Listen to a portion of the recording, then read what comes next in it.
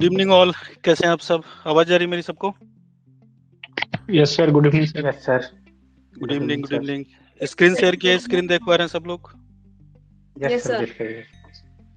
कैसे हैं आप सब लोग? कल वाली क्लास देखी आप लोगों ने? जी सर। रिकॉर्डिंग शेयर किया था तो क्लास के बाद देख सकते हैं। तकरीबन 1 घंटे 26 मिनट की क्लास है वो। तो क्लास के बाद देख सकते हैं जो लोग नहीं आए थे। कितने लोग ऐसे हैं जो कल वाली क्लास में नहीं थे, आज पहली बार क्लास में आए हैं?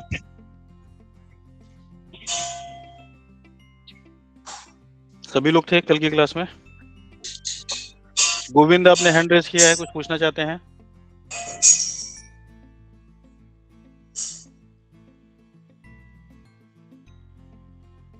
आवाज जा रही मेरी? काजल प्रजापति, आपने हैंड रेज किया है, कुछ पूछना चाहते हैं आप?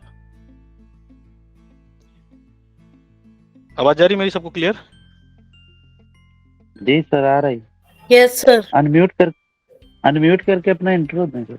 हाँ, अगर जो न्यू लोग हैं वो अपना इंट्रो दे सकते हैं जो आज पहली बार क्लास में आए हों, नहीं तो फिर क्लास शुरू करते हैं। ठीक है, तो आज ये लास्ट ओरिएंटेशन क्लास है। सर हम नहीं थे कल के क्लास में। रितेश, तो माइक अनम्यूट करिए, बताइए अपने बारे में रितेश। जी सर, मैं रितेश कुमार झा हम्म। बिहार से हूँ। बिहार में कहाँ से हैं रितेश? सहरसा से। सहरसा से। पीजी कहाँ से किया है? क्या सब्जेक्ट है आपका? हिंदी सर। हिंदी से। कहाँ से कर रहे हैं पीजी? क्या कर लिया है? कर लिए सर, सहरसा से ही। सहरसा से किया है, ठीक है, गुड। और कोई है जो आज पहली बार आए क्लास में? ठीक है, तो शुरू करते हैं। यूजीसी नेट जेआरएफ जून। सर। यस। मैं मीनाक्षी झा सहरसा बिहार से हूँ सर। मैं आज फर्स्ट टाइम क्लास ले रही हूँ सर। ठीक है मीनाक्षी, क्या सब्जेक्ट है आपका पीजी में? हिस्ट्री है सर मेरा। हिस्ट्री है, ओके गुड। तो अभी आपका पीजी कंप्लीट हो चुका है या चल रहा है अभी? सर नहीं सर, कंप्लीट हो चुका है। कंप्लीट क्या कर रहे हैं प्रेजेंट में आप अभी? सर मैं अभी कुछ नहीं कर रही हूँ, मैं अभी तैयारी के लिए ही सोच रही हूँ। ठीक है, तो सही जगह आई हैं आप और सही समय है सोचने का ये। ठीक है, तो क्लास शुरू करते हैं। सभी लोग अंत तक बने रहिए क्लास में, ध्यान से सुनिए जो चीजें बताई जा रही हैं। यूजीसी नेट जेआरएफ जून 2024 को लेकर के क्या स्ट्रेटजी होनी चाहिए? मीनाक्षी माइक म्यूट पे रखिए ऑनलाइन क्लास में। हाँ, जब बोलना है तो माइक अनम्यूट करिए, फिर तुरंत म्यूट कर दीजिए। तो जून 2024 एग्जाम को लेकर के क्या स्ट्रेटजी होनी चाहिए और सिलेबस को लेकर के जीएस नेट एकेडमी में जो आप लोग क्लास ज्वाइन किए हैं तो यहाँ पे क्या अप्रोच होगा, कैसे हम पढ़ेंगे, इस पे हम लोग बातचीत कर रहे हैं पिछले 2 क्लास से। पहले क्लास पे हमने बेसिक समझा कि क्या क्या चैलेंजेज है, दिसंबर 2023 के एग्जाम का एनालिसिस किया और इस बात को हम लोगों ने समझा कि परीक्षा जो है टफ है। 99% स्टूडेंट्स का जेआरएफ नहीं होता है और उसके पीछे एक बड़ी वजह है वो है पेपर 1 को सीरियसली नहीं लेना, या पेपर 1 में जो 10 टॉपिक लगे हैं आपके 10 यूनिट, उसके बारे में बेसिक कॉन्सेप्ट क्लियर नहीं होना, जिससे स्टूडेंट को दिक्कत होती है। 20 सवाल 18 सवाल पे ही जाके 18 क्वेश्चन पे जाकर के फिर दिक्कत होती है। बाकी सब्जेक्ट से भी बेसिक कॉन्सेप्ट्स, बेसिक से सवाल पूछे ही जा रहे हैं तो वो तो है ही है, प्राइमरी है वो भी। तो दिसंबर 2023 का एनालिसिस करने के बाद हमने ये देखा था कि कुछ चीजें हमें करने की जरूरत है, स्ट्रेटजी अपनाने की जरूरत है, सही गाइडेंस के साथ पढ़ने की जरूरत है, जिससे जो जून का डेट आ चुका है एग्जाम का, तो लगभग समय पे ही होगा एग्जाम, टलेगा नहीं, टाइम पे ही होगा। तो कम समय में हम एग्जाम को क्वालिफाई कर पाए, क्योंकि जो जेआरएफ का एग्जाम है, नेट जेआरएफ का एग्जाम है, साल में 2 बार होता है, ट्वाइस इन ईयर। एक जून में होता है और एक दिसंबर में होता है एग्जाम। ठीक है, तो दिसंबर में दे सकते हैं, फिर जून में दे सकते हैं। इस वजह से स्टूडेंट को लगता है कि अभी क्यों, जो सीरियसनेस है उतना नहीं दिखाई देता है। लेकिन अगर एक बार ठीक से सिलेबस को कवर कर लिया जाए, बेसिक कॉन्सेप्ट के साथ अच्छे से पढ़ लिया जाए, तो एग्जाम क्वालिफाई होने की जो चांसेज हैं, जो संभावना है वो बढ़ जाती है। ठीक है, इस क्लास में आपको जो भी रिक्विजिट चीजें हैं एग्जाम को क्वालिफाई करने के लिए वो सारी प्रोवाइड की जाएंगी। और सिलेबस को लेकर के शुरू किया था और सिलेबस में हमने लगभग 5 यूनिट के करीब समझा था कि कैसे अप्रोच करेंगे। आज उसके आगे बढ़ते हैं। जो लोग कल की क्लास में नहीं थे, रिकॉर्डेड वीडियो शेयर कर दिया है, वो लोग देख सकते हैं, ठीक है, और समझ सकते हैं। तो कल से हम लोग शुरू कर देंगे प्रॉपर यूनिट। तो जिन लोगों को भी क्लास अच्छी लग रही होगी और क्लास आगे कंटिन्यू करना चाहते हैं तो वो लोग रजिस्ट्रेशन ले सकते हैं, कंटिन्यू कर सकते हैं। ठीक है, कल के बाद से सीरियसली शुरू करेंगे। मैंने आपको बोला कि 1.5 से 2 घंटे की क्लास चलेगी आपकी, क्योंकि हमें इस 3 महीने में जून से पहले पूरा सिलेबस कंप्लीट कर लेना है, टेस्ट सीरीज भी देना है, जिससे आप सभी का तो वन एंड ओनली टारगेट है इस बैच का कि पेपर 1 को लेकर के 30+ का जो हमारा टारगेट है वो कर पाए, 30+ क्वेश्चन सबका सही हो पाए, और उसमें जो भी इंडिविजुअल लेवल पे भी जो भी कमियां होगी उसको हम लोग करेंगे। ठीक है, आप लोग का एक डिस्कशन ग्रुप भी बन जाएगा जिसमें आप लोग डिस्कशन करेंगे। वेबसाइट के बारे में मैंने आपको बता दिया था, वेबसाइट पे डेली उस पे जाके क्विज भी दे सकते हैं, टेस्ट सीरीज भी वहां से दे सकते हैं, सारे नोट्स भी वहां पे हैं, तो वो कल वाले वीडियो में है, अगर आप देखेंगे तो आपको समझ में आ जाएगा वो। ठीक है, तो ये ब्रोशर मैंने शेयर किया हुआ आप सभी को, इसमें पेपर 1 का सिलेबस है, बाइलिंगुअल सिलेबस है, हिंदी और अंग्रेजी दोनों में है। तो सिलेबस मैंने बोला था कि आप लोग पढ़ लीजिएगा और लिख लीजिएगा एक बार। कितने लोगों ने लिख लिया है सिलेबस को?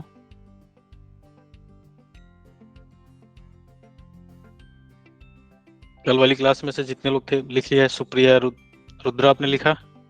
जी ओके गुड, लिख जाइए सिलेबस, उससे आपको याद होगा कि उसमें क्या क्या चीजें, बाकी मैं तो बताऊंगा ही आप टेबल फॉर्म में सारी चीजें। लॉजिकल रीजनिंग पे थे हम लोग, लॉजिकल रीजनिंग कल पूरा बता दिया था।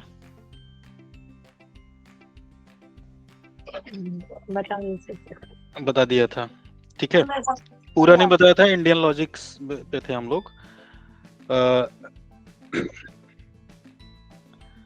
देखिए जब टीचिंग एप्टीट्यूड हम लोग पढ़ेंगे तो आप में से कई लोगों का सब्जेक्ट एजुकेशन भी होगा। एजुकेशन की हमें जरूरत क्यों है? कितने लोगों का सब्जेक्ट एजुकेशन है इस क्लास में है जो?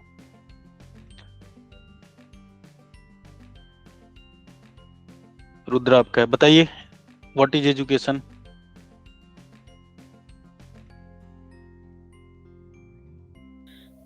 Yes sir. हम्म सर एजुकेशन होता है लर्निंग जो होती है हमारी, हम्म उससे हमारे बिहेवियर में जो चेंज आता है। जो हमारे बिहेवियर में चेंज आता है। यस ठीक है, ठीक है, तो शिक्षा का मूल उद्देश्य यही है कि सर मैं एमएड भी कर रहा हूँ। तो मिथिलेश कुमार आप बताइए, आपका क्या मानना है एजुकेशन को लेकर के, आप क्या सोचते हैं? एमएड किया है आपने? मिथिलेश कुमार सुन पा रहे हैं मुझे? बिहेवियर में साथ साथ चेंजेस रहते हैं, यानी कि जो नई नई चीजों का वो हो जाना एजुकेशन में, यानी पार्टिसिपेट हो जाना ही, यानी कि एजुकेशन करना। एजुकेशन करना, ठीक है। वाई वी नीड एजुकेशन, हमें एजुकेशन की जरूरत क्यों है? सर आधुनिकरण से, यानी कि आधुनिकरण से जोड़ दी गई। आधुनिकीकरण से है, ठीक है। मीनाक्षी आपका भी है एजुकेशन, यस सर। बताइए। सर मेरा ये मानना है कि एजुकेशन हमें इससे अपने जीवन में इसीलिए जरूरी है क्योंकि एजुकेशन पाके ही हम अपने मौलिक अधिकार, वास्तविक अधिकार और जो भी जीवन में चीजें की जरूरत होती है, अधिकारों के बारे में हम जान सकते हैं, इसलिए शिक्षा हमें जरूरी है। ठीक है, गुड। और कोई? एजुकेशन के माध्यम से सर समाज सुधार भी तो हो सकता है। बिल्कुल सही बात है। तो एजुकेशन से चिंतन प्रक्रिया मजबूत होती है, सही गलत का और व्यवहार में ठीक अपना है। आत्मसात करना। जैसे जो हमने एजुकेशन लिया है तो उससे हमारा जो बिहेवियर होता है उसको हम अपना मतलब जो पढ़ाई करते हैं अपने बिहेवियर में उसके अकॉर्डिंग चेंज भी हो जाते हैं। ओके, और शिक्षा हमारी चेतना को जागृत करती है। चेतना को जागृत करती है, ठीक है। शिक्षा सर्वांगीण विकास में सहायक है। सर्वांगीण विकास, किसका सर्वांगीण विकास? मानव का सर। मानव का, व्यक्ति का सर्वांगीण विकास, गुड। मल्टी डायमेंशनल ग्रोथ, और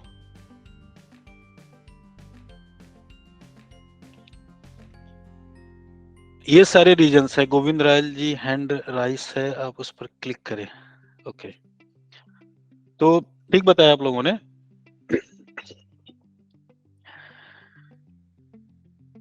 शिक्षा का उद्देश्य ये होता है कि व्यक्ति के व्यक्तित्व का सर्वांगीण विकास किया जाए, जिसमें उसका बिहेवियर चेंज होना चाहिए। प्राचीन काल में जब चिंतक इस पे विचार कर रहे थे कि एक बेहतर समाज की स्थापना कैसे किया जाए, प्लेटो दरअसल इस पे विचार कर रहे थे। अभी मैं थोड़ा सा आपको बताऊंगा। मैं एजुकेशन को लॉजिक्स से जोड़ रहा हूँ, आपको समझाने की कोशिश कर रहा हूँ। लॉजिकल रीजनिंग, लॉजिक्स कितना इंपॉर्टेंट है, उसका एजुकेशन और टीचिंग से क्या रिलेशन है। आप तब समझ पाएंगे कि ये जो यूनिट लगा हुआ है, यूनिट 6, ये कितना ज्यादा इम्पोर्टेंट है। और फिर आप समझ पाएंगे कि इसमें जो इंडियन लॉजिक, जब एनटीए ने सिलेबस चेंज किया था पिछले कुछ साल पहले, तो इंडियन लॉजिक क्यों ऐड किया था और मीन्स ऑफ नॉलेज का मतलब आप समझ पाएंगे। फिर आप इसमें प्रमाण, प्रत्यक्ष, अनुमान, ठीक है, ये सारे समझ पाएंगे, क्योंकि हेत्वाभास और अनुमान, इससे लगातार सवाल पूछे जाते हैं। लॉजिकल रीजनिंग में 3 सवाल इंडियन लॉजिक से आते हैं आपके पास, ठीक है। तो ये बहुत ही इंटरेस्टिंग टॉपिक है, ये बहुत शानदार टॉपिक है। हर स्टूडेंट को, चाहे उसका सब्जेक्ट कुछ भी हो, हिस्ट्री हो, ज्योग्राफी हो, पॉलिटिकल साइंस हो, इकोनॉमिक्स हो, मैनेजमेंट हो, व्हाटएवर, कुछ भी हो, उसको इसके बारे में जरूर पता होना चाहिए, क्योंकि एट द एंड ऑफ ये आपके थिंकिंग प्रोसेस से कनेक्टेड है। इससे आप जिस भी फील्ड में रहेंगे उसमें आप बेहतर कर पाएंगे, ठीक है। आपको मैं ये समझाने की कोशिश करूंगा आज कि जो लॉजिक है, जिसको आप तर्क बोलते हैं, आर्गुमेंट आप कह सकते हैं अभी के लिए, लेकिन जब क्लास शुरू होगी तो मैं बताऊंगा लॉजिक और आर्गुमेंट में क्या अंतर होता है, ठीक है। तो तर्क करने की जो पद्धति होती है, आर्गुमेंट करने की पद्धति होती है, भारतीय समाज में उसको नेगेटिव रूप में लिया जाता है। हमारे सोसाइटी में अगर कोई कुछ पूछता है तो लोग कहते हैं अरे यार तुम आर्गुमेंट बहुत ज्यादा करते हो, जबकि किसी भी ज्ञान, नए ज्ञान की शुरुआत सवाल करने से होता है। सवाल करने से हमें रोका जाता है, सवाल करने वाले लोग बहुत अच्छे नहीं माने जाते हैं, ठीक है। लेकिन प्राचीन जो भारतीय तर्क की परंपरा रही है, जिसमें प्राचीन ज्ञान विज्ञान था, तो वहां पे पूरा एक तर्क शास्त्र था, और उस तर्क शास्त्र का बेसिक उद्देश्य यही था कि ज्ञान की मीमांसा करना, ज्ञान की खोज करना, और ज्ञान की खोज का रास्ता जो जाता है वो तर्क से होकर के जाता है। इसीलिए शिक्षा पे बल दिया गया। क्यों? क्योंकि पाश्चात्य जो चिंतक थे और जो भारतीय चिंतक थे, जो वेस्टर्न थिंकर्स थे और जो इंडियन थिंकर्स थे, उन सबका यही मानना था कि हमें, हमारी जो सबसे बेसिक रिक्वायरमेंट है, जो सबसे मूलभूत चीजें हैं, वो क्या है? एक बेहतर समाज की स्थापना करना, ठीक है। और बेहतर समाज कैसे बनेगा? बेहतर व्यक्तियों से होकर के बनता है। किसी समाज में जब तक बेहतर व्यक्ति नहीं होंगे, वो समाज बेहतर नहीं बन पाएगा। और बेहतर, कोई भी व्यक्ति बेहतर कैसे बनता है? उसका एक ही तरीका है कि उसको शिक्षित किया जाए, उसको एजुकेटेड किया जाए। शिक्षा का उद्देश्य केवल डिग्री लेना नहीं है। शिक्षा का जो मूल उद्देश्य है वो है आपके व्यवहार में परिवर्तन करना, और आपको एक सामाजिक रूप से व्यवहार कुशल बनाना। अभी आप बहुत सारे टीचिंग एप्टीट्यूड में थिंकर्स को पढ़ेंगे जिन्होंने एजुकेशन को लेकर के अपने विचार दिए हैं, तो वो आपको रटना नहीं है, समझना है आपको। शिक्षित बनने का मतलब क्या है? कि व्यवहार कुशल बनना। व्यवहार कुशल बनने का मतलब यह है कि जब समाज में आपके सामने दिक्कत आए, परेशानी है, तो आप उसको झेलने की स्थिति में रहें, आप इतने मजबूत रहें। ऐसा नहीं कि पीएचडी किया हुआ है, थोड़ी सी समस्या आई और सुसाइड कर लिया, या रोन रहे हैं बैठ के, परेशान है कि क्या करें। तो शिक्षा का, जो शिक्षा की आपकी सही पहचान होती है, वो समाज में जब आप समस्याओं को फेस करते हैं, तो उस फेस को करने के प्रति आपका क्या रवैया रहता है, वो इस बात से डिपेंड होता है कि आप कितने शिक्षित हैं। शिक्षित, मैंने पहले ही बोला कि इसका संबंध डिग्री से नहीं है, ठीक है। इसका संबंध किससे है? नॉलेज से है, ज्ञान से है। जैसे कबीरदास पढ़े लिखे नहीं थे, लेकिन वो एक बहुत समझदार व्यक्ति थे, और बहुत सारे आज पढ़े लिखे लोग उन पे पीएचडी कर रहे हैं। तो शिक्षा को कभी भी बुकिश नॉलेज से नहीं समझना है। सामान्य तौर पर शिक्षा को लोग किताबी ज्ञान तक ही सीमित कर देते हैं, जबकि शिक्षा का पूरा दायरा जो है सोसाइटी से है, समाज को समझने से है। क्यों? क्योंकि शिक्षा की जरूरत हमें क्यों पड़ी? क्योंकि हम समाज को बेहतर बनाना चाहते हैं, ठीक है। अगर इंडिया को एक डेवलप्ड कंट्री बनानी है, तो सबसे पहले यहाँ पे क्या करना होगा? एजुकेशन के लेवल को सुधारना होगा। न्यू एजुकेशन पॉलिसी जो 2020 आई है, वो इसी बात पे बात करती है कि 5 ट्रिलियन इकोनॉमी बनने से पहले हमें क्या करना होगा? अपने एजुकेशनल को रिफॉर्म करना होगा। जो यूनिवर्सिटियों में पढ़ाने की पद्धति है, जो शिक्षण प्रणाली है, उसको सही करना होगा। जो रट्टाफिकेशन चल रहा है, या चीजों को 5 क्वेश्चन 6 क्वेश्चन रट करके एग्जाम क्वालिफाई करने की या डिग्री लेने की बात चल रही है, उसको चिंतन के लेवल पे लेकर के आना होगा। तो अच्छी शिक्षा क्या करती है? अच्छे एजुकेशन का बेसिक मोटिव क्या होता है? थिंकिंग प्रोसेस को इनहेंस करना, ठीक है। थिंकिंग प्रोसेस को इनहेंस करना। और ये थिंकिंग प्रोसेस इनहेंस कैसे होगा? इसके लिए आपको साइकोलॉजी का थोड़ा सा समझना पड़ेगा। एक राइटर हैं जिनका नाम है doctor Joseph Murphy, the power of unconscious mind की किताब का नाम है, आपके अचेतन मन की शक्ति। शानदार किताबों में से किताब, हर बैच में मैं इस किताब का उल्लेख करता हूँ और बोलता हूँ कि सबको पढ़ना चाहिए। 80-90 रुपए का है, अमेजन पे मिल जाएगा, हिंदी इंग्लिश दोनों में अवेलेबल है।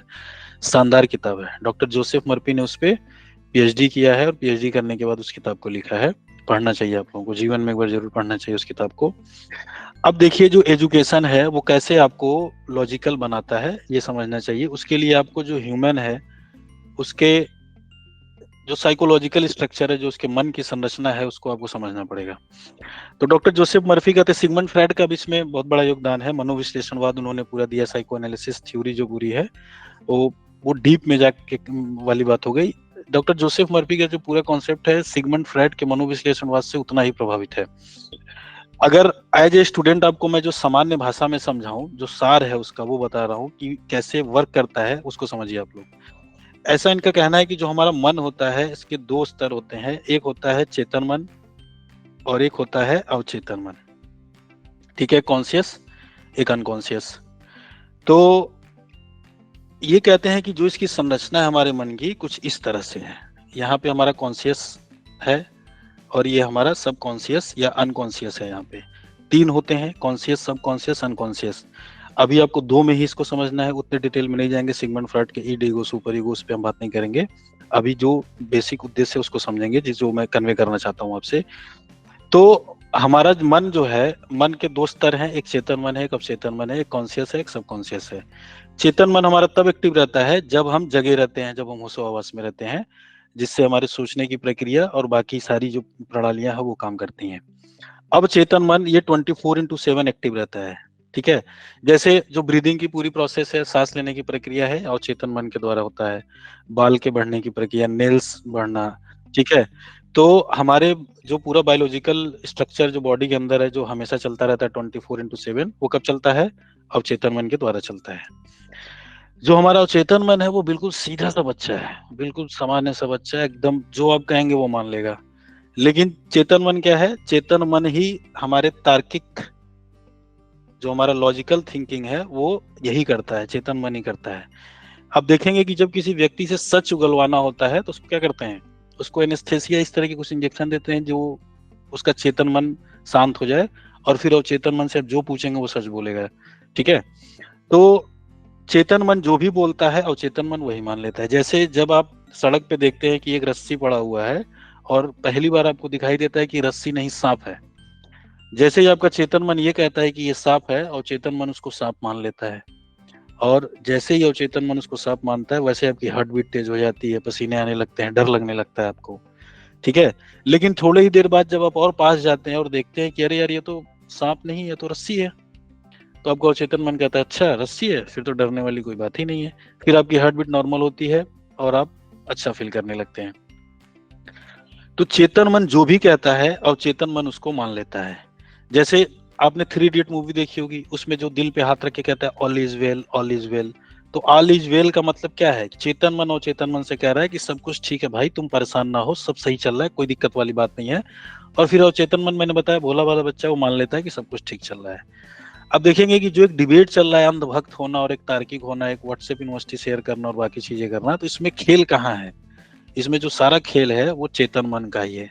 आपका चेतन मन जितना ही तार्किक होगा, आपके अवचेतन मन तक उतनी ही गलत सूचनाएं नहीं जा पाएंगी। क्यों? क्योंकि आप कोई चीज जब सुनेंगे, देखेंगे, तो आप क्या करेंगे? उसको तर्क की कसौटी पे घसेंगे, लॉजिकल रूप से थिंकिंग करेंगे कि ये ठीक बात है कि नहीं है। अगर अब ठीक बात होगी तो मानेंगे, नहीं होगी तो नहीं मानेंगे। ठीक है, तो इससे क्या होगा? इससे आपका जीवन बेहतर हो सकता है। बड़े फिलोसोफर ने भी कहा है कि the way you think you are, जैसा आप सोचते हैं वैसा ही हो जाते हैं। डॉक्टर जोसेफ मर्फी ने the power of unconscious mind किताब में बड़े बड़े रोगों को ठीक कर दिया सिर्फ चेतन मन के द्वारा, और चेतन मन को सही मैसेज दिला करके। जैसे अगर आप में से कोई ये कहता है अपने अवचेतन मन से कि मैं ठीक से पढ़ूंगा, डेली क्लास करूंगा, मेरा JRF हो जाएगा, तो आपका अवचेतन मन उस काम को करने में लग जाता है, क्योंकि आपके अवचेतन मन को ये मैसेज दे दिया गया है कि आप वो काम कर सकते हैं। इसलिए लोग कहते हैं बार बार you can do it, you can do it. जितने मोटिवेटर्स होते हैं, जितने बड़े बड़े मोटिवेट करने वाले लोग हैं, वो क्या है? They are positive thinking, they are positive thinkers. और वो क्या करते हैं? पॉजिटिव थिंकिंग के माध्यम से आपके अवचेतन मन को ही मैसेज देते हैं वो। इसलिए ये बोला जाता है कि हमेशा पॉजिटिव सोचना है, नेगेटिव नहीं होना है। आई कैन डू इट, मैं इसे कर सकता हूँ, हम इसे कर सकते हैं, जब आप ये बोलते हैं तो आपका अवचेतन मन उस पर काम करता है। शिक्षा का जो काम है, एजुकेशन का जो काम है, वो इसी चेतन मन को तार्किक बनाता है। जो लोग शिक्षित नहीं होते हैं वो भोले भाले होते हैं, वो तर्क नहीं कर पाते, उन्हें जानकारी ही नहीं होती है। उन्हें अपने राजनीतिक और सामाजिक अधिकार क्या है, उनको पता ही नहीं होता है। कोई कहेगा कि यार शास्त्रों में ऐसा लिखा गया, तुम्हें नहीं करना चाहिए, तो खट से मान लेते हैं, डर जाएंगे कि यार शास्त्रों में ऐसा लिखा हुआ है तो कैसे करेंगे, ईश्वर नाराज हो जाएगा। लेकिन जो लोग पढ़े लिखे लोग होते हैं वो कहते हैं कौन से शास्त्र में लिखा हुआ, थोड़ा बताना किस शास्त्र में लिखा हुआ है। फिर सामने वाले की सिट्टी पिट्टी गुम हो जाती है कि फिर चुप हो जाता है। क्योंकि भारतीय समाज में अशिक्षा की वजह से ही बहुत सारे लोगों को गुलाम बनाया गया, या अभी भी जो गलत सूचनाएं दी जाती हैं उसके पीछे एक बड़ा कारण ये है अशिक्षित होना। चूंकि अब टीचिंग और रिसर्च के फील्ड में जा रहे हैं, अब टीचर बनेंगे या रिसर्च स्कॉलर बनेंगे, तो एक टीचर और रिसर्च स्कॉलर के लिए जो सबसे प्राइमरी कंडीशन है वो ये है कि आपके पास लॉजिकल थिंकिंग होनी चाहिए।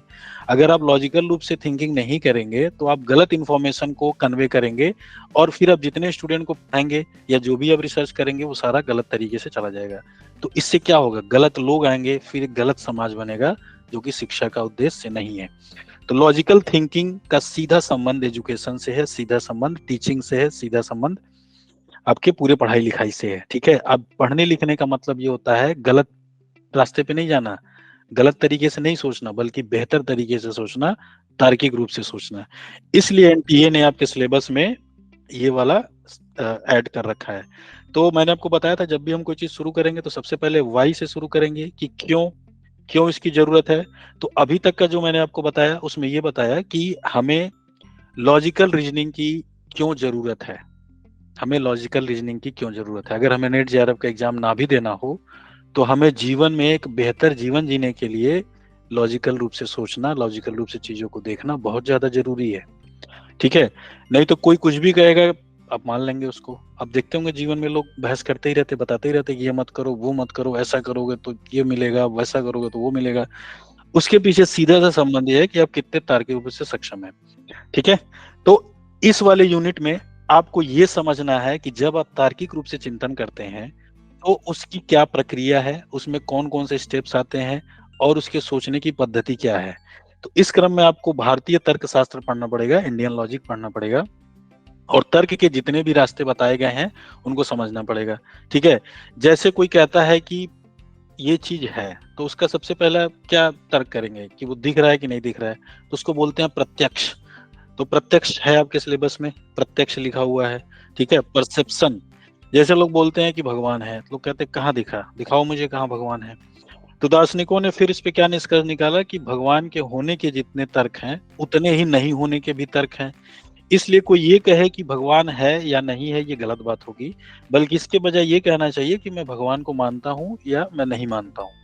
तो ये लोगों की व्यक्तिगत आस्था का विषय है, क्योंकि प्रत्यक्ष रूप से साबित नहीं किया जा सकता कि भगवान है। तो ये तार्किक रूप से, जो तार्किक व्यक्ति होता है जो कहेगा कि ये चीज है तो कहेगा ठीक है दिखाओ।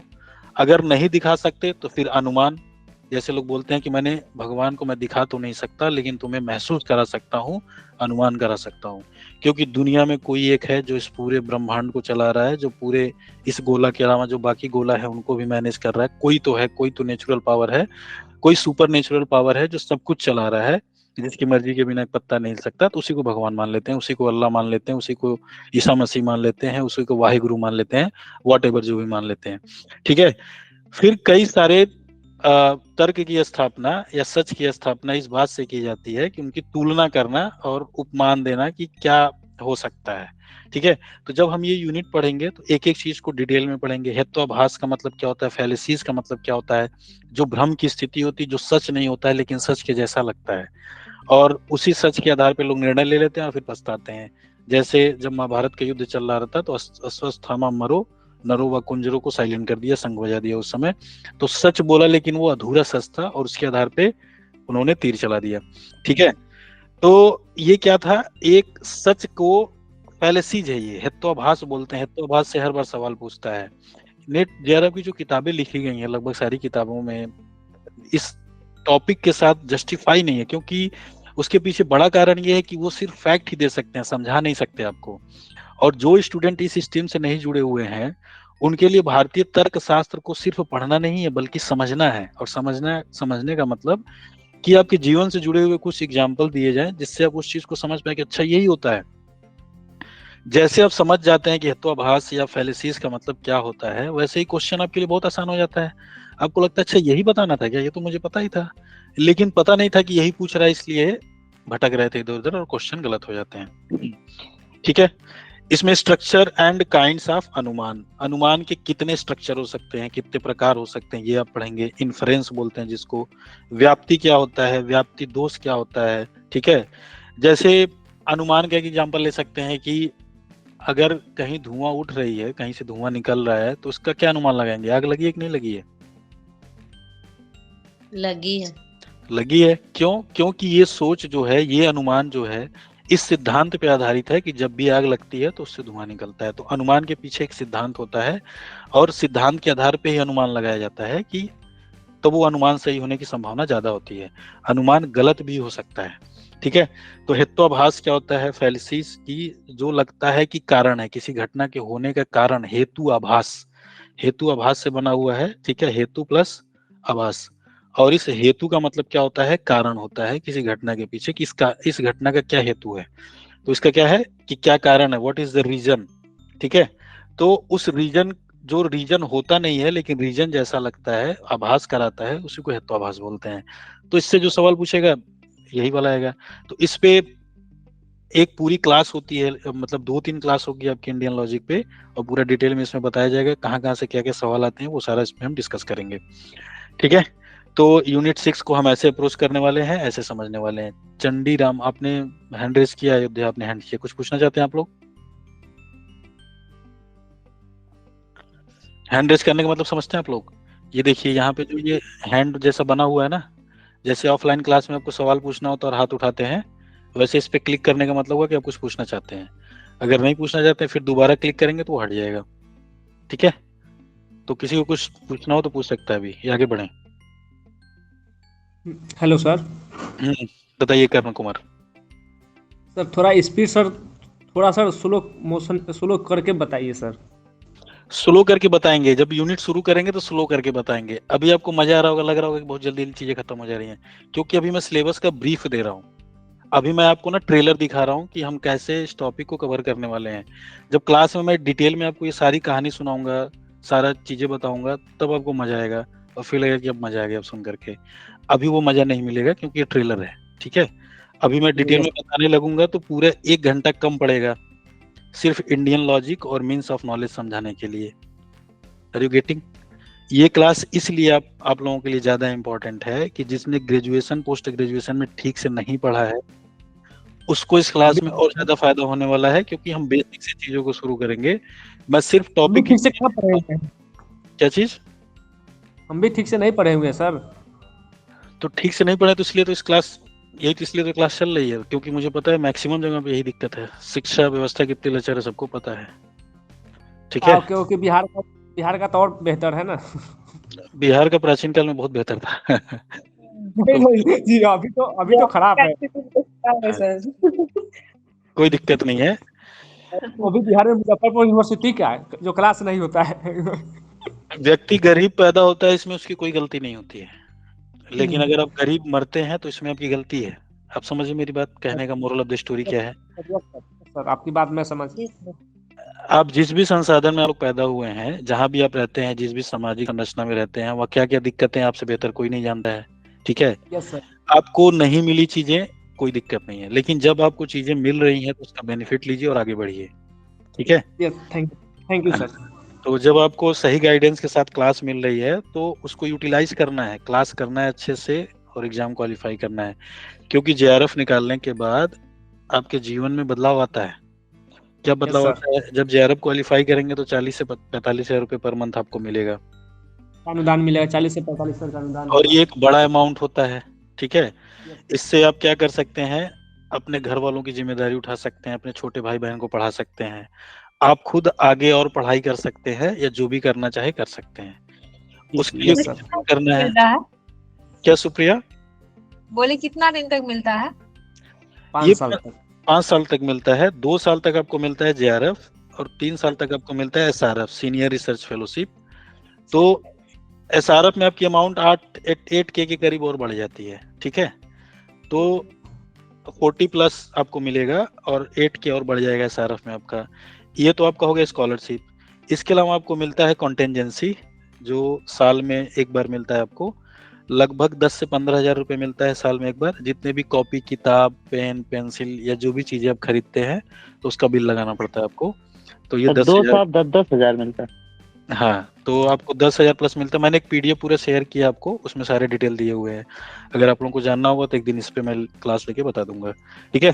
तो अभी के लिए इतना ही समझिए कि लगभग 40 प्लस मिलेगा, जो ठीक ठाक अमाउंट होता है। जी और जी और इसके लिए कुछ नहीं करना है, बस सही गाइडेंस के साथ एक प्रॉपर स्ट्रेटजी बना के कंसिस्टेंसी का मतलब समझ रहे हैं आप लोग? लगातार कोई चीज लगातार करना, ठीक है। तो उसको अगर आप सर वन क्वेश्चन। हाँ बताइए अध्याय। सर मेरा नाम शिवम तिवारी है, मैंने आज की क्लास ली है। क्लास आपकी काफ़ी एक्सपेंसिव रही है, काफ़ी हेल्पफुल साबित हो रही है पहले दिन से। तो मेरा एमए इस बार प्रीवियस ईयर का फर्स्ट सेमेस्टर है, तो क्या मैं यूजीसी ट्राई कर सकता हूँ? बिल्कुल ट्राई कर सकते हैं। It's a perfect time for you to apply for ये यूजीसी। मेरा फर्स्ट सेमेस्टर है, हिंदी का फर्स्ट सेमेस्टर का मैंने एग्जाम दिया है, रिजल्ट आने वाला है फर्स्ट सेमेस्टर का। कोई अभी थर्ड दिक्कत सेमेस्टर बाकी कोई है। दिक्कत नहीं। जो एनटीए ने प्रोस्पेक्टस इशू किया है, ठीक है, उसमें ये साफ साफ लिखा हुआ है कि जिस डेट को आप नेट क्वालिफाई करते हैं, ठीक है, नेट एग्जाम देने का नहीं, क्वालिफाई करने के विद इन 2 ईयर आपका मास्टर्स कंप्लीट होना चाहिए, आपका एमए या पीजी क्या होना चाहिए, कंप्लीट होना चाहिए। तो अगर आप नेट का एग्जाम देके क्वालिफाई कर लेते हैं, उसके बाद एमए में एडमिशन लेते हैं, तब भी आपका 2 साल में एमए कंप्लीट हो जाएगा, ठीक है। और जो जेआरएफ आप क्वालिफाई करते हैं, तो जेआरएफ क्वालिफाई करने के विद इन 3 ईयर आपको पीएचडी में एनरोल होना है, नहीं तो आपका जेआरएफ लैप्स हो जाएगा, ठीक है। तो पीएचडी के गाइडेंस को मैंने वेबसाइट कल आप लोगों को दिखाई थी, तो स्यूएट को लेकर के, पीएचडी को लेकर के भी गाइडेंस आपको मिलेगा इस क्लास में। उसके लिए आपको कोई एडिशनल फी या बाकी चीजें नहीं देना है। मैंने कोशिश किया कि फी कम से कम रखा जाए, पूरे 1 साल तक आपको प्रॉपर गाइडेंस मिले, ठीक है, जिससे आप इस एग्जाम की बेसिक रिक्वायरमेंट को समझ पाए। और इसके साथ साथ सुबह माइक म्यूट पे रखिए, माइक म्यूट पे रखना है। सूरज उगने से पहले का टाइम रकम माइक रकम आवाज आ रही मेरी, ठीक है। तो हाँ, माइक म्यूट पे रखिए, आपकी आवाज आ रही है बैकग्राउंड में। तो सिनॉप्सिस कैसे लिखे, इस पे हम एक क्लास होने वाली है, सेशन होने वाली है, 3 से 4 दिन में होगी। पीएचडी सिनॉप्सिस कैसे लिखे और क्या क्या रिक्वायरमेंट होती है एक पीएचडी रिसर्च स्कॉलर सिनॉप्सिस के लिए। उसके बाद जब जैसे दिल्ली यूनिवर्सिटी में पीएचडी के जो इंटरव्यूज होते हैं, तो उसमें क्या आपसे रिक्वायरमेंट है, उस पर भी क्लास होगी आप लोगों की। किसी का जेएनयू में होता है तो उस पर भी होगी। मतलब डीयू जेएनयू का जितना भी मुझे एक्सपीरियंस है वो सारी आपसे शेयर करने के लिए की जाएंगी आपसे। और इस पे अलग से सेशन आपके चलते रहेंगे जो इस क्लास के अलावा होंगे आपके पास। तो सिनॉप्सिस की क्लास में लूंगा कि सिनॉप्सिस, क्योंकि कई सारे स्टूडेंट के कॉल आ रहे हैं कि सर पीएचडी सिनॉप्सिस कैसे बनाते हो वो बता दीजिए, तो इस पे क्लास लूंगा मैं, और वो रिकॉर्डेड भी आपको मिल जाएगी, ठीक है। तो ये हो गया इन्फॉर्मेशन जेआरएफ और एसआरएफ के बारे में। अब चूंकि सरकार आपको पैसा देगी 40,000, तो आपसे उम्मीद करेगी ना कि आपके अंदर कुछ क्वालिटी हो, ताकि वो पैसा वेस्ट ना जाए। अगर आप किसी को पैसा देंगे तो क्या सोचेंगे कि बर्बाद कर दे कि यूटिलाइज करे उसको? सर यूटिलाइज करें सर, यूटिलाइज करे। मिथिलेश कुमार यादव सर, मैं जयपुर राजस्थान यूनिवर्सिटी से पीएचडी कर रहा हूँ, जेएनयू ट्रांसफर हो सकता है क्या? कैसे ट्रांसफर होगा पीएचडी आपका? आपको एडमिशन लेना पड़ेगा ना जेएनयू में। Education can change the behaviour, change of life. Okay good, ठीक है। जेएनयू में एडमिशन का क्या प्रोसेस होता है सर? बताऊंगा। डाइवर्ट नहीं होना है। हमारे साथ दिक्कत यही है ना कि हम डाइवर्ट हो जाते हैं। अभी जो पेपर 1 की क्लास चल रही है इस पे फोकस करेंगे। इस पे मैं अलग से क्लास ले लूंगा, डिटेल में बता दूंगा, वीडियो भी शेयर कर दूंगा, यूट्यूब पे भी डाल दूंगा, ठीक है। आप लोगों को पढ़ाई लिखाई से रिलेटेड क्या चीजें चाहिए मुझे व्हाट्सएप कर दीजिए, उस पर मैं वीडियो बना के आपको डाल दूंगा, क्लास ले लूंगा, इन्फॉर्म कर दूंगा आपको। आप लाइव क्लास में भी जुड़ सकते हैं और सेम रिकॉर्डेड होकर यूट्यूब पर भी चला जाएगा, ठीक है। तो फोकस होकर काम करना है, एक समय में जो काम कर रहे हैं वही करना है, हक बकाना नहीं है, ठीक है। आज वाली क्लास रिकॉर्ड होगी, आज वाली क्लास भी रिकॉर्ड हो रही है, आपको मिल जाएगी क्लास के बाद। लेकिन लाइव क्लास का अलग इंपॉर्टेंस है, रिकॉर्डेड के भरोसे नहीं रहना है। अगर आप इस क्लास को फॉलो कर रहे हैं तो मेरी बातों को भी फॉलो करना है। रिकॉर्डेड क्लास आपको तभी देखना है जब कोई अनअवॉइडेबल सर्कमस्टेंसेज आ जाए कि आज क्लास नहीं ले पाएंगे तब, क्योंकि लाइव इंटरेक्शन बहुत जरूरी है। पर्सनल गाइडेंस लिखा हुआ मैंने, बेसिक कॉन्सेप्ट। तो रिकॉर्डेड उसका सोल्यूशन नहीं है, उसका लाइव क्लास ही सोल्यूशन है, ठीक है। तो आप लोग कोशिश कीजिएगा लाइव क्लास लेने का, बाकी रिकॉर्डेड आप लोगों को मिल जाएगा, उसमें कोई दिक्कत नहीं है। यूनिट 7 है आपका डेटा इंटरप्रिटेशन। डेटा का इंटरप्रिटेशन करना, अब सबसे पहले यही कि why we need this topic, क्यों एनटीए ने क्यों डेटा इंटरप्रिटेशन लगाया है, एनटीयू क्यों चाहता है कि डेटा इंटरप्रिटेशन एक टीचर या रिसर्च स्कॉलर करे। तो आपको पता है कि डेटा क्या होता है, data can be anything, data कुछ भी हो सकता है, लेकिन डेटा को जब तक अरेंज नहीं करेंगे, सिस्टमेटिक नहीं करेंगे, तब तक वो मीनिंगफुल नहीं होता है। ठीक है, मीनिंगफुल का मतलब अर्थपूर्ण, जिसका अर्थ निकल। ठीक है। अगर कोई डेटा है और ऐसे बकेट में भर के रखा हुआ है या ऐसे जिग जैग करके रखा हुआ है जिससे कोई मतलब ही नहीं निकलता, तो उस डेटा का क्या मतलब है? कोई मतलब नहीं है। डेटा इंटरप्रिटेशन का मतलब हुआ है कि डेटा का विश्लेषण करना, एनालिसिस करना, प्रोसेसिंग करना। ठीक है, जैसे कंप्यूटर में हम क्या करते हैं, डेटा एंट्री करते हैं, फिर डेटा क्या होता है, सीपीयू में जाता है जिसका नाम है सेंट्रल प्रोसेसिंग यूनिट। वो क्या करता है, प्रोसेस करता है डेटा का। सीपीयू को क्या बोलते हैं, ब्रेन ऑफ द कंप्यूटर बोलते हैं। ठीक है, तो वो हमारा माइंड करता है, प्रोसेसिंग करता है। किसी भी डेटा को मीनिंगफुल तभी बनाया जा सकता है जब उसका हम इंटरप्रिटेशन करें, डेटा एनालिसिस करें। इसलिए डेटा एनालिस्ट का भी कोर्स होता है और ये पोस्ट है, बड़े बड़े कंपनियों में हायर किए जाते हैं। जैसे मिनिस्ट्री ऑफ हेल्थ, स्वास्थ्य मंत्रालय में डेटा एनालिस्ट बैठे हुए हैं, और इससे बड़ा एक पोस्ट होता है डेटा साइंटिस्ट। ठीक है, इसके साथ ही आपके पास एक कॉन्सेप्ट है बिग डेटा का।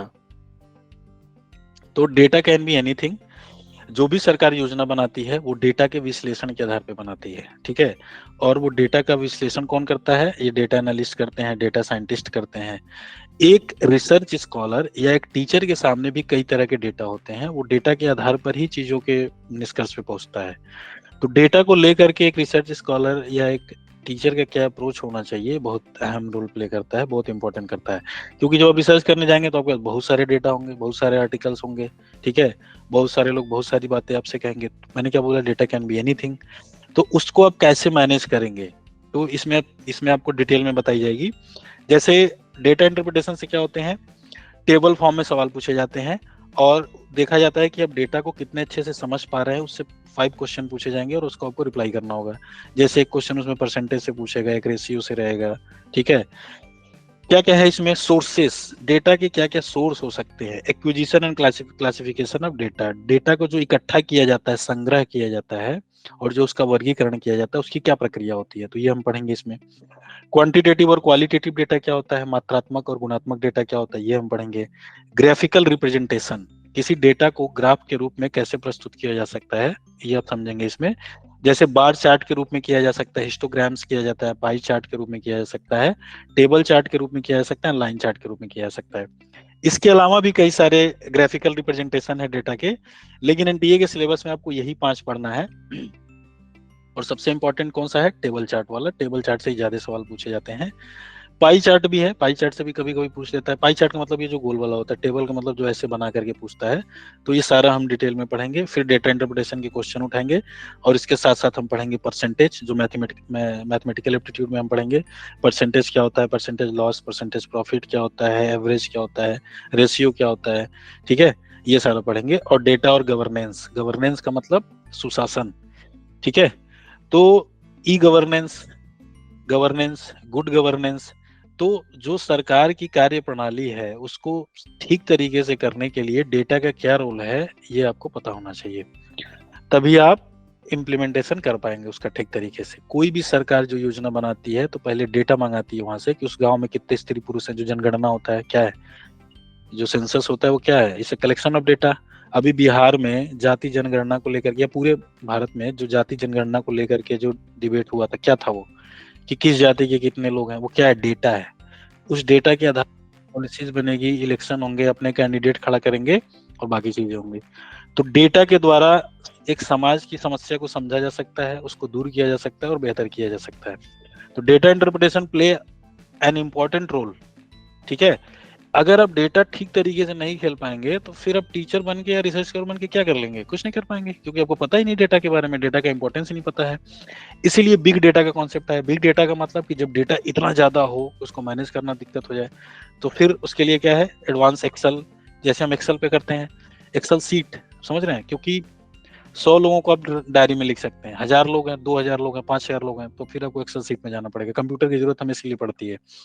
आईसीटी का जब शुरू करेंगे अगला यूनिट, आईसीटी है आपका, तो मैं यूनिट जो है कुछ अपने हिसाब से पढ़ाऊंगा इसमें, ये सीक्वेंस फॉलो नहीं करूंगा, क्योंकि आपको सबसे पहले वो यूनिट पढ़ाए जाएंगे जो बाकी यूनिट उसके ऊपर डिपेंड है। जैसे आईसीटी आपको पहले पढ़ाया जाएगा, ठीक है, इंफॉर्मेशन एंड कम्युनिकेशन टेक्नोलॉजी, तो इसमें बेसिकली आपको कंप्यूटर पढ़ना होगा। कंप्यूटर, मोबाइल भी आपका कंप्यूटर ही है, क्योंकि आप टीचर बन गए, रिसर्च स्कॉलर बन गए, आपको कंप्यूटर चलाने आता ही नहीं है।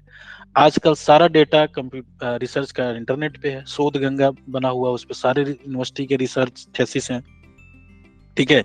स्क्राइब करके एक है जहाँ पे कोई भी किताब आपको मिल जाती है।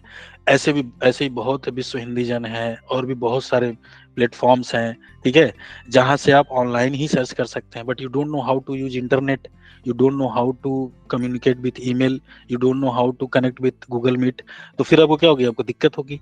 तो टीचर तो आप बन गए, लेकिन गूगल मीट पे आपको जुड़ना नहीं आता है, ईमेल करना नहीं आता है, तो फिर आप क्या टीचर बनेंगे। सरकार जब खुद डिजिटल कर रही है, लोगों को डिजिटल इंडिया चल रहा है, डिजिटल यूनिवर्सिटी की स्थापना हो रही है, ऐसे में टीचर से अपेक्षा की जाती है कि वो आईसीटी के बारे में जाने, कंप्यूटर की बेसिक चीजों के बारे में जाने, जनरल एब्रिविएशंस को पता हो, जीपीयू का फुल फॉर्म क्या होता है, आईपी का मतलब क्या होता है, आईपी एड्रेस क्या होता है, ईमेल का मतलब क्या होता है, ठीक है, क्या क्या टर्मिनोलॉजी होती है, वो सारी चीजें, बेसिक ऑफ इंटरनेट में क्या क्या होती है, इंट्रानेट क्या होता है, ईमेल क्या होता है, ऑडियो और वीडियो कॉन्फ्रेंसिंग क्या होती है। अब देखेंगे कि आजकल क्या होता है, वीसी होता है, वीसी का मतलब वीडियो कॉन्फ्रेंसिंग। अब आपको फिजिकल जाने की जरूरत है, यूनिवर्सिटी में आप लोग जाएंगे, यूनिवर्सिटी में असिस्टेंट प्रोफेसर बनेंगे, तो वहाँ पे वीसी होता रहता है, वीसी के थ्रू मीटिंग होता रहता है। कई सारे यूनिवर्सिटी भी करा, यूजीसी ग्रांट कमीशन यूजीसी भी करा रही है, तो कभी अगर होगा तो मैं उसका लिंक आप लोगों को शेयर करूंगा। स्टेटस आप लोग देखते रहिएगा, स्टेटस में मैं सारी इन्फॉर्मेशन डालता रहता हूँ। और इसके अलावा आप लोग फेसबुक पेज और इंस्टाग्राम भी फॉलो कर सकते हैं, वहाँ भी मैं शेयर करता रहता हूँ। यूजीसी अगर कोई प्रोग्राम करवा रहा है जो ऑनलाइन होता है, आप लोग कनेक्ट हो सकते हैं, ठीक है, तो वो आप ज्वाइन कर सकते हैं। स्वयं पोर्टल पे कुछ काम होता रहता है, ऑनलाइन सेमिनार और वर्कशॉप होता रहता है, तो वो आप ज्वाइन कर सकते हो, फ्री ऑफ कॉस्ट होता है, आपको सर्टिफिकेट भी मिलेगा, 2 दिन 3 दिन का होता है वो, ठीक है। तो आप जितने प्लेटफॉर्म्स हैं उससे जुड़ जाइए, स्टेटस देखते रहिए, मैं उस पर शेयर करता रहता हूँ, तो वहाँ से आप कनेक्ट होकर के चीजें उसका फायदा उठा सकते हैं, ठीक है। फिर कह रहे हैं कि digital initiative in higher education, मैंने क्या बोला था, सवाल किससे पूछेगा आपको, हायर एजुकेशन, पिछली क्लास में बताया था। उच्च शिक्षण प्रणाली में क्या क्या डिजिटल रूप से पहले की गई हैं, ठीक है। जैसे आप देखेंगे कि बिहार में भी कुछ टीचर गूगल मीट के माध्यम से क्लास ले रहे हैं यूनिवर्सिटीज में, क्योंकि बहुत सारे स्टूडेंट दूर दराज के क्षेत्रों से आते हैं, तो उनको स्कूल आने जाने बहुत दिक्कत हो रही, इस वजह से वो आ नहीं पाते थे। अब गूगल मीट से भी वो क्लास कर पाते हैं, टीचर गूगल मीट से मीटिंग कर लेते हैं, तो उनका टाइम सेव होता है, ठीक है। तो हायर एजुकेशन में डिजिटल, जैसे स्वयं पोर्टल के बनने से क्या फर्क पड़ा है लोगों को, तो इस पे हम लोग देखेंगे सारा। और फिर आईसीटी और गवर्नेंस, सरकार के कामकाज में क्या आया है सुधार, ठीक है।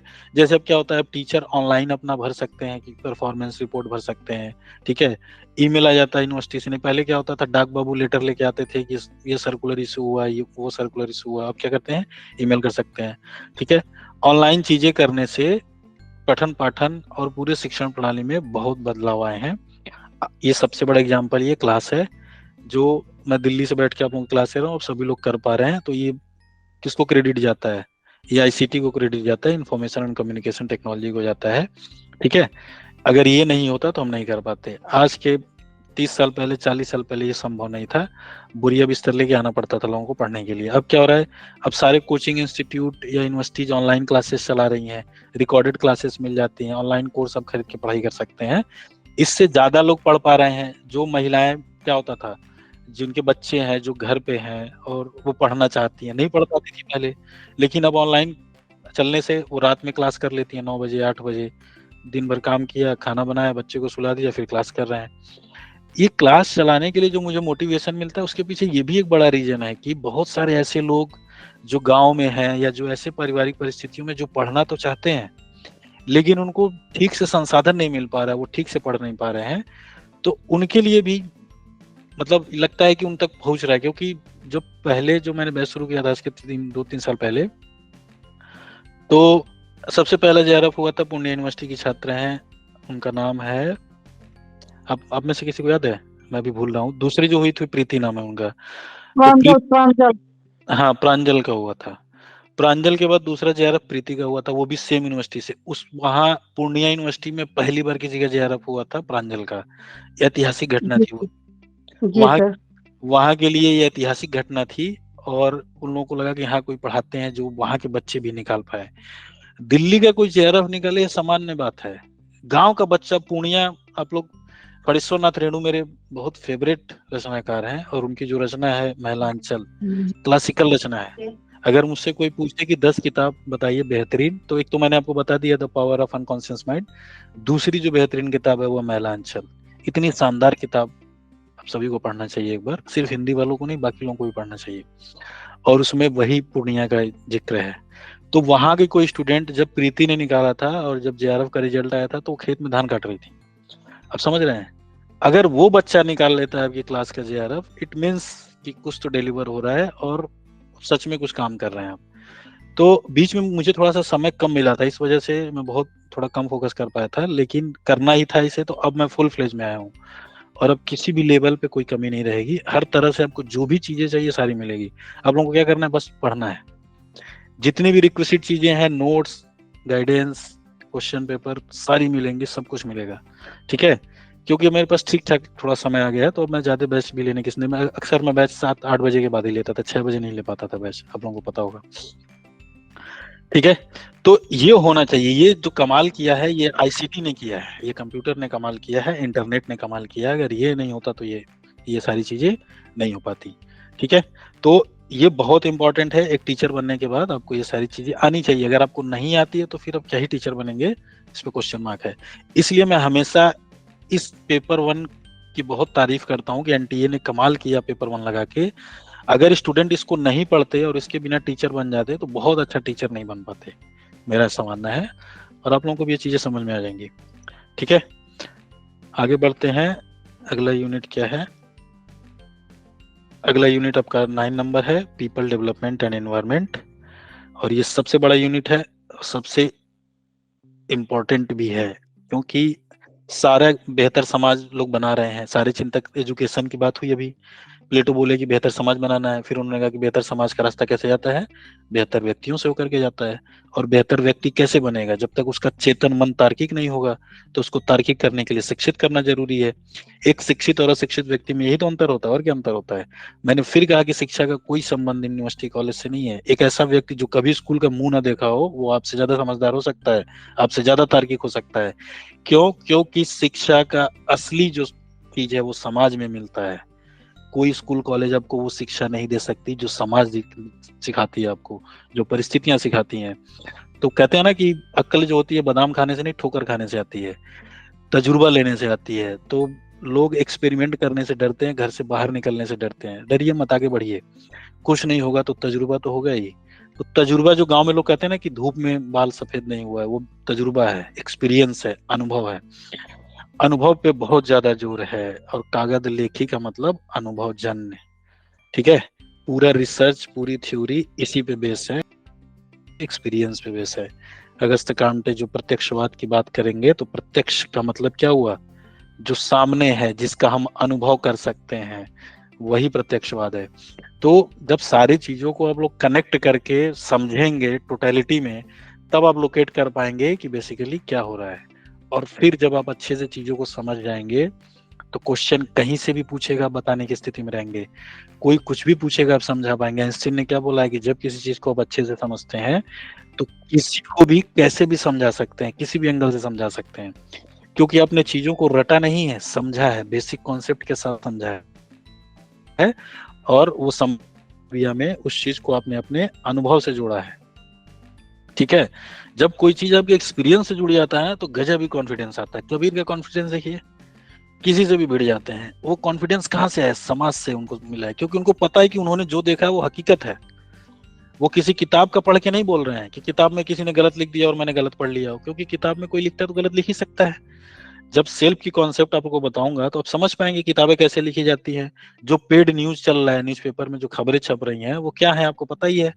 आपके गांव की कोई घटना होती है और आपको पता है कि क्या हुई है, न्यूज़पेपर में कुछ अलग ही आ रहा है भाई, लग रहा है किस गांव की घटना है, समझ में नहीं आ रहा है। ठीक है, तो वो डिपेंड करता है कि वो व्यक्ति कौन है और उसको न्यूज़पेपर के साथ क्या संबंध है उसका, किस तरह से दिखाना चाहते हैं वो। ठीक है। तो ये सारी चीजें सेल्फ के कॉन्सेप्ट जब आप समझेंगे तब आप समझ पाएंगे एक रिसर्च स्कॉलर रूप में कि कोई जो न्यूज आती है दरअसल वो क्या कहना चाहती है, ठीक है। नहीं तो आप कोई भी न्यूज पढ़ेंगे और परेशान हो जाएंगे, अरे बाप रे ये हो गया, क्योंकि आपको हकीकत पता ही नहीं क्या हुआ और वो न्यूज कैसे लिखी गई है। ठीक है। तो environment is the most important, क्योंकि आपने बेहतर समाज बना लिया, बेहतर व्यक्ति हैं, लेकिन पर्यावरण ही पूरा प्रदूषित कर दिया, पूरा पोल्यूटेड कर दिया, सांस नहीं ले सकते। दिल्ली सारी सुविधा है लेकिन ठंडियों में आंख में जलन होती है, सांस नहीं ले पाते लोग, ब्रीदिंग में दिक्कत होती है, रेस्पिरेटरी डिजीज इतनी ज्यादा है लोगों को। ये किसकी वजह से है? इन्वायरमेंट। तो शिक्षित होने का मतलब ये नहीं है कि संसाधनों का इतना दोहन कर दिया जाए कि बर्बाद हो जाए पूरा समाज ही, और ऐसी शिक्षा किसी काम की नहीं है। तो शिक्षा ऐसी होनी चाहिए जो ना सिर्फ इस जनरेशन के लिए बल्कि आने वाली पीढ़ियों के लिए भी काम आए। तो इसमें आप देखेंगे सस्टेनेबल डेवलपमेंट की बात की जा रही है। Sustainable development is the most important topic. ये सिर्फ नेट जेआरएफ में नहीं, यूपीपीसीएस और यूपीएससी में इससे सवाल पूछता है, सिर्फ प्री में नहीं पूछता है, मेंस में भी सवाल पूछता है इससे। सस्टेनेबल डेवलपमेंट बहुत ही ज्यादा इंपॉर्टेंट है, ठीक है। और बहुत सारे लोगों को इसका मतलब ही नहीं पता कि ये क्या होता है। सवाल पूछेगा तो आए करने लगेंगे, और मतलब जब पता है तो कहेंगे बस यही पता, यही क्वेश्चन है, तो कुछ है ही नहीं, टिक मारा सही हो गया, यही वाला सही है, ठीक है। तो डेवलपमेंट एंड एनवायरनमेंट, हम विकास कर रहे हैं लेकिन विकास किस शर्तों पे कर रहे हैं? क्या हम लोगों को साथ लेके चलना चाहते हैं? क्या हम ऐसा विकास कर रहे हैं जो विकास सिर्फ हमारे लिए होगा, हमारे आने वाली पीढ़ियों के लिए कुछ बचेगा ही नहीं, ठीक है। जल पानी का ऐसा दोहन कर रहे हैं कि अब ग्राउंड जो लेवल वाटर है वो है ही नहीं, बहुत नीचे चला जा रहा है। वाटर जो रेन वाटर हार्वेस्टिंग है, जल वर्षा का संरक्षण, जो वर्षा जल का संरक्षण करना वो उसको ठीक तरीके से नहीं कर रहे हैं।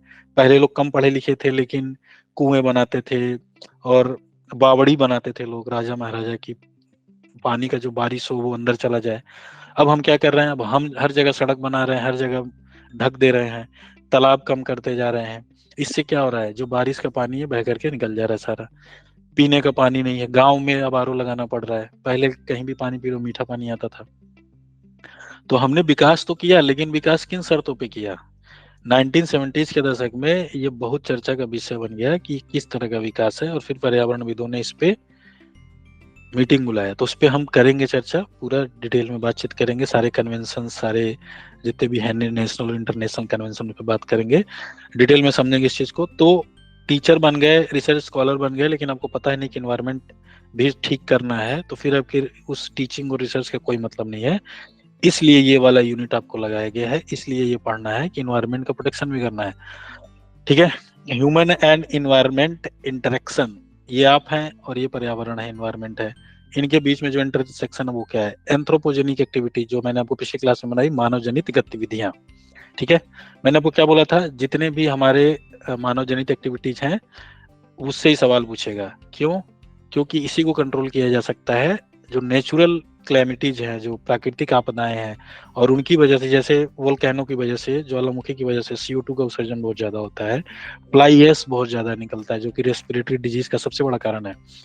जो महिलाएं लकड़ी पे खाना बनाती हैं गाँव में, जो बच्चे बोलते हैं कि माँ के हाथ का खाना खा के मजा आ जाता है, चूल्हे पे गरम गरम रोटी मिल जाए तो मजा आ जाता है, जीवन में क्या सुख है। और उनको ये नहीं पता कि जो लकड़ी पे माएँ खाना बनाती हैं उनको सांस की बीमारी हो जाती है, श्वसन संबंधी रेस्पिरेटरी डिजीज बहुत ज्यादा होती है, ठीक है। क्योंकि लकड़ी के जलने से फ्लाई ऐश निकलता है और फ्लाई ऐश सांस के माध्यम से फेफड़े में चला जाता है, लंग्स में चला जाता है। इसलिए सरकार ने उज्ज्वला स्कीम चलाया और घर घर गैस चूल्हा दिया, ताकि लोग, महिलाओं को इस तरह की दिक्कत का सामना न करना पड़े। कई सारी महिलाओं की इस वजह से डेथ हो गई, लेकिन गांव में वो चर्चा का विषय नहीं बना कि उस वजह से हुई। तो महिलाएं मरी जाती हैं, क्या दिक्कत है? इम्पैक्ट ऑन एनवायरनमेंट, और इस मानव जनित गतिविधि का क्या पर्यावरण पे प्रभाव पड़ता है, ये आपको अध्ययन करना है। एनवायरमेंटल इश्यूज पढ़ना है, जो पर्यावरणीय मुद्दे हैं क्या क्या है, जैसे स्थानीय स्तर पे क्या क्या मुद्दे होते हैं, क्षेत्रीय स्तर पर, रीजनल और ग्लोबल वैश्विक स्तर पर, air pollution, water pollution, soil pollution, noise pollution, waste, solid, liquid, biomedical, hazardous, electronic, तो क्या क्या वेस्टेज है उसको आपको पढ़ना है। क्लाइमेट चेंज क्या होता है, जलवायु परिवर्तन, and it's socio economic and political dimensions, उसके सामाजिक, आर्थिक और राजनीतिक आयाम क्या हैं उस पर्यावरण के, जो जलवायु परिवर्तन होने से क्या क्या परिवर्तन हुई है, समाज में क्या परिवर्तन हुआ है, क्या क्या राजनीति में परिवर्तन हुआ है, और अर्थव्यवस्थाएं किस तरह से प्रभावित हुई हैं, आपको ये समझना है। Impact of pollutants on human health, जो प्रदूषक होते हैं, जो प्रदूषण फैलाने के कारक होते हैं। ठीक है, दो चीजें होती हैं, जब क्लास होगा आपको बताऊंगा। देखिए, कोई भी घटना घटती है तो एक होता है कारण और दूसरा होता है प्रभाव। ठीक है, तो इसको बोलते हैं रीजन और इसको बोलते हैं इफेक्ट। जब एनटीए सवाल पूछता है, ये ट्रिक है जो मैं आपको बता रहा हूँ, ये इंपॉर्टेंट चीजें हैं। ये आपको कहाँ लिखना है, जो आप नोट्स बना रहे हैं यहाँ पे लिखिएगा इसको। ठीक है, और ये बना सकते हैं यहाँ पे, ये इंपॉर्टेंट है। क्वेश्चन में आपको ये ध्यान देना होता है कि वो क्या पूछ रहा है, क्या वो कारण पूछ रहा है या प्रभाव पूछ रहा है, इफेक्ट पूछ रहा है कि रीजन पूछ रहा है। बहुत सारे लोगों को ये क्लियर ही नहीं होता है कि जब रीजन पूछेगा तो क्या आंसर देना है और जब इफेक्ट पूछेगा तो क्या आंसर देना है। ठीक है, जब कोई घटना घटने के पीछे की जो चीज होती है उसको बोलते हैं कारण, जिसकी वजह से वो घटना घटती है। और घटना घटने के बाद जो उसका रिजल्ट आता है वो होता है प्रभाव। तो एक क्या है, एक पहले और दूसरा क्या है, घटना के बाद वाला है। ठीक है, जो आपको ऑप्शन दिया रहेगा 4 ऑप्शन, उसमें दोनों रहता है, पहले वाला भी रहता है, बाद वाला भी रहता है।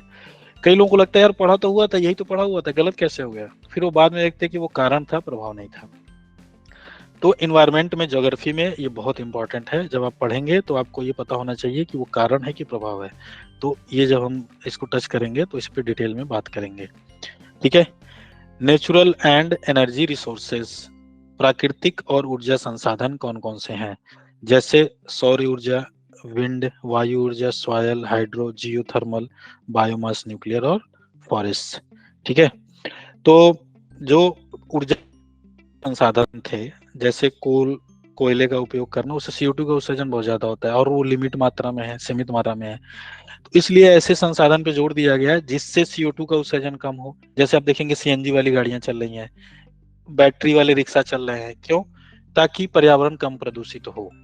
ठीक है, 15 साल से पुरानी जो डीजल की गाड़ियां उसको बंद कर दिया गया दिल्ली में। क्यों किया गया? क्योंकि उससे बहुत ज्यादा CO2 का उत्सर्जन और भी बहुत सारी हानिकारक चीजें निकल रही थी, जिससे लोगों के स्वास्थ्य पर सीधा असर पड़ रहा था, पर्यावरण पूरी तरह से प्रदूषित हो रहा था, इसलिए उसको बंद कर दिया गया। नेचुरल हैजार्ड्स एंड डिजास्टर्स, प्राकृतिक आपदाएं कौन कौन सी है, आपदाएं कौन कौन सी हैं, और मिटिगेशन स्ट्रेटजीज। मिटिगेशन का मतलब होता है कि स्टेप बाय स्टेप कम करना। ठीक है, स्टेप बाय स्टेप कम करना, मिटिगेशन का मतलब ये होता है। जैसे कोई भी क्षेत्र अगर प्रदूषित हो गया है तो आप सोचेंगे 10 दिन में उसको हम कहानी खत्म करके एकदम सही कर दें, पॉसिबल ही नहीं है। स्टेप बाय स्टेप होता है। जैसे गंगा प्रदूषित हो चुकी है तो गंगा निर्मल गंगा अभियान, और एक एक शहर के जाकर के गंगा को सफाई करना, उसमें जो इंडस्ट्रीज के जो पानी जा रही थी गंदे चीजें, उनको कम करना। तो ये एक चरण में करने वाली काम है। तो चरण स्टेप बाय स्टेप करके जो चीज को कम किया जाता है उसको बोलते हैं मिटिगेशन स्ट्रेटजी। ठीक है, environmental protection act 1986 most important act है। 1986 का जो पर्यावरण संरक्षण अधिनियम है, ये इतना पढ़ लेंगे आप ना तो PCS के आपके क्वेश्चन सही जाएंगे इन्वायरमेंट वाले। और ये यूनिट पढ़ने के बाद आप लोग PCS के प्रीवियस ईयर क्वेश्चन पेपर उठाइएगा, 5 से 10 सवाल आपके ज्यादा सही होंगे, ये वाला पढ़ने के बाद कर पाएंगे आप लोग। National action plan on climate change, जो राष्ट्रीय कार्य योजना है जलवायु परिवर्तन को लेकर के, कि सरकार ने क्या बनाया है वो पढ़ना है आपको। इंटरनेशनल एग्रीमेंट्स कितने हुए हैं, efforts, Montreal protocol, Rio summit, convention on biodiversity, Kyoto protocol, Paris agreement, international solar alliance, तो ये भी आपको पढ़ना है। तो ये सब सारे बहुत इंटरेस्टिंग चीजें पढ़ेंगे तो आपको मजा आ जाएगा। और सबसे लास्ट में आपका है हायर एजुकेशन सिस्टम। ये जो टॉप यूनिट है, यूनिट 10, इसका कोई और छोर नहीं है, क्योंकि अपने आप में ये बहुत बड़ा यूनिट है। अब देखिए क्या क्या है इसमें। हायर एजुकेशन सिस्टम का मतलब वही उच्च शिक्षण प्रणाली, जिसके पार्ट हैं आप लोग, और institution of higher learning and education in ancient India. तो इसमें आपको प्राचीन भारत वाला पढ़ना है कि प्राचीन भारत में उच्च शिक्षण के कौन कौन से संस्थान थे। ठीक है, तो ये पढ़ना है आपको। Evolution of higher learning and research in post independence India, आजादी के बाद उच्च शिक्षण में क्या क्या इवोल्यूशन हुआ, चेंजेस हुए, क्या क्या उभार हुआ, क्या क्या नई चीजें आई, वो आपको पढ़ना है। ठीक है, तो अब इस चीज को आप समझिए। जो हायर एजुकेशन सिस्टम है, तो इसमें आपको एक तो ये पढ़ना है एंशिएंट इंडिया। ठीक है, प्राचीन भारत। और उसके बाद सीधे आ गए पोस्ट इंडिपेंडेंस। सर नोट्स बनाना स्टार्ट कर दे। हाँ हाँ, नोट्स तो बनाना ही है, नोट्स तो बनाना फर्स्ट डे से बनाना, आपको बता ही दिया था। अभी सोच, ठीक है नहीं बना। नहीं, ये सारा अब इस क्लास में मैं एक भी चीज ऐसा नहीं होगा जो अननेसेसरी बताऊं, और जितने भी व्हाट्सएप ग्रुप बने हैं उसमें एक भी वर्ड ऐसा नहीं होगा जो अननेसेसरी डालूं। ना मैं खुद अननेसेसरी डालता हूँ, ना किसी और को उसमें डालने देता हूँ, ठीक है? क्योंकि इस ग्रुप में जितने भी लोग जुड़े हैं सबका टाइम इंपॉर्टेंस है, तो अननेसेसरी चीजें नहीं करना है। जितनी चीजें बता रही हैं सब आपके काम की, सब नोट करना है, ठीक है? ठीक है। तो पोस्ट इंडिपेंडेंस इंडिया मतलब आजादी के बाद। आजादी के बाद का मतलब 1947 के बाद क्या क्या हुए शिक्षा, उच्च शिक्षा के क्षेत्र में, ये तो आपका सिलेबस है, ये आपको पढ़ना है। अब इसमें क्या मिस हो गया? आजादी के पहले वाला, तो प्री इंडिपेंडेंस, बिफोर 1947, तो ये आपके सिलेबस में नहीं है, हम ये भी पढ़ेंगे, ठीक है? इसको पढ़ेंगे तभी हम इस चीज को समझ पाएंगे कि आजादी के बाद उसमें क्या क्या हुए, ठीक है? तो ये वाली चीज भी आपको पढ़नी है जो आपके सिलेबस में नहीं है, लेकिन इसमें हम पढ़ेंगे। तो इस क्लास का बेसिक मोटिव क्या है, बेसिक उद्देश्य क्या है? फॉर्मेलिटी नहीं करना, बल्कि स्टूडेंट की जो थिंकिंग कैपेसिटी है उसको बढ़ाना। और स्टूडेंट की थिंकिंग कैपेसिटी तभी बढ़ती है जब वो सारी चीजों को समझ लेता है, जान लेता है, उसके बाद ही वो निर्णय लेने की स्थिति में आता है, समझने की स्थिति में आता है, ठीक है? तो मुझे सिर्फ ये नहीं कि सिलेबस में जो चीजें खत्म किया, बल्कि उस पूरे सिलेबस की क्या डिमांड है उसको फुलफिल करेंगे। Oriental, conventional and non conventional learning programmes in India, ठीक है? तो जितने प्राच्य, पारंपरिक और गैर पारंपरिक लर्निंग प्रोग्राम्स थे उसको भी हम लोग देखेंगे। Professional, technical and skill based education, NEP 2020, new education policy 2020 में स्किल बेस्ड एजुकेशन पे बल दिया गया है। महात्मा गांधी बोलते थे कि ऐसी शिक्षा होनी चाहिए जो व्यक्ति को स्वावलंबी बनाए। स्वावलंबी बनाने का मतलब ये हुआ कि पढ़ने के साथ साथ सेल्फ डिपेंड भी होना, सेल्फ डिपेंडेंट भी होना, ठीक है? तो पढ़ने के साथ साथ शिक्षा ऐसी होनी चाहिए कि आप सिर्फ डिग्री लेकर के ना घूमे, बल्कि कुछ काम के भी रहें, ठीक है? तो उसमें आपको पढ़ाई के साथ साथ एक कोई स्किल वाली चीज भी करनी है, उसका भी आपको क्रेडिट मिलेगा, तो उसको ऐड किया गया है, ऐसा सुझाव भी है उसमें। वैल्यू एजुकेशन और इन्वायरमेंटल एजुकेशन, इन्वायरमेंट वाला पढ़ेंगे तो उसमें आपका सारा इन्वायरमेंटल एजुकेशन भी आ जाएगा। वैल्यू एजुकेशन, मैंने आपको बोला था कि वैल्यू हम लोग पढ़ेंगे। वैल्यू क्या होता है, मूल्य क्या होते हैं, किसी समाज में मूल्यों की निर्मित कैसे होती है, समाज बदलने और संस्कृति बदलने पर मूल्य कैसे बदल जाते हैं, संस्कृति और मूल्यों का क्या संबंध होता है, वैल्यूज क्या होते हैं, और एजुकेशन में वो वैल्यूज कैसे आते हैं, ठीक है? उसको हम लोग समझेंगे यहाँ पे। तो ये भी बहुत इंपॉर्टेंट है। पॉलिसीज क्या क्या, जितनी भी नीतियां हैं, अब पॉलिसीज तो बहुत सारी हैं, किसी भी पॉलिसी से पूछ सकता है। गवर्नेंस एंड एडमिनिस्ट्रेशन, अब इसमें आपको पॉलिटिकल साइंस भी पढ़ना है, ठीक है? तो पॉलिटिकल साइंस से सवाल पूछता है। कॉन्स्टिट्यूशन पढ़ना है आपको, कॉन्स्टिट्यूशन से सवाल पूछ देता है, भारतीय संविधान से सवाल पूछ देता है, आर्टिकल्स जो इंपॉर्टेंट है वो पढ़ना है इसमें से। और political structure of India, Bharat की जो राजनीतिक संरचना है वो कैसी है, क्योंकि उसको बिना समझे आप यूनिवर्सिटी को नहीं समझ पाएंगे, हायर एजुकेशन सिस्टम को नहीं समझ पाएंगे। तो पॉलिटिकल स्ट्रक्चर जो है आपका वो भी पढ़ना होगा। और यही एक बड़ा कारण है कि इस यूनिट में कहाँ से सवाल आएगा किसी को पता नहीं होता है, लेकिन जितनी चीजें हम कर सकते हैं वो करते हैं इस यूनिट में, ताकि ज्यादा से ज्यादा सवाल को क्या कर पाए, ग्रैब कर पाए, पकड़ पाए, हमारे ग्रिप में रहे, ठीक है? तो इस यूनिट को लेकर के बहुत ज्यादा परेशान नहीं होना है, जितना मैं बताऊंगा मोर देन सफिशिएंट होगा। उतने में से सवाल आएगा तो ठीक है, नहीं तो कोई दिक्कत नहीं है। चूंकि 10 यूनिट है और हर यूनिट से हमारा मिनिमम टारगेट कितना होता है, 3 क्वेश्चन सही करने का, ठीक है? तो 10 यूनिट में से 3 क्वेश्चन सही करेंगे, कितना सही हो गया क्वेश्चन आपका? 30+। इतना क्वेश्चन आपने सही कर लिया, आपका JRF हो जाएगा धूमधाम से, ठीक है?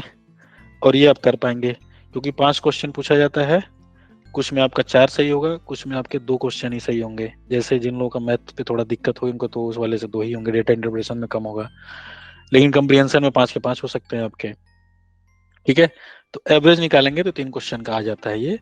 28 से 30 और 30+, 35 क्वेश्चन लोगों ने सही किए हैं इस क्लास को करने के बाद से। तो 35 क्वेश्चन लोगों का सही हुआ है, 28 भी हुआ है, 30 भी हुआ है, 31, 32 इतना हुआ है।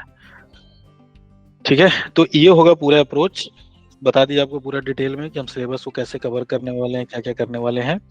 इस क्लास के साथ ही आपको प्रीवियस ईयर के क्वेश्चन पेपर करेंगे हम लोग, और टेस्ट सीरीज भी करेंगे। जैसे ही एक यूनिट खत्म होगा आप सभी नोट्स मुझे शेयर करेंगे, मैं जो नोट्स होगा पहले ही शेयर कर दूंगा, पढ़ के आएंगे आप लोग।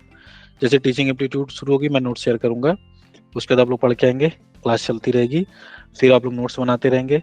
जैसे यूनिट कंप्लीट होगा आप लोग नोट मुझे बना के शेयर करेंगे, उसी दिन आपका यूनिट वाइज टेस्ट हो जाएगा, और फिर सब लोग टेस्ट देंगे, स्कोर निकल के सबका ग्रुप में डल जाएगा, पता चल जाएगा किसके कितने स्कोर है, आप मूल्यांकन कर पाएंगे कितना सीखा था आपने।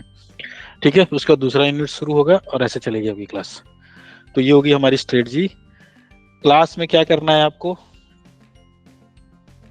आपको सबसे पहले क्या करना है, रेगुलर क्लास करनी है। नंबर 1 कंडीशन कि रेगुलर क्लास करनी है।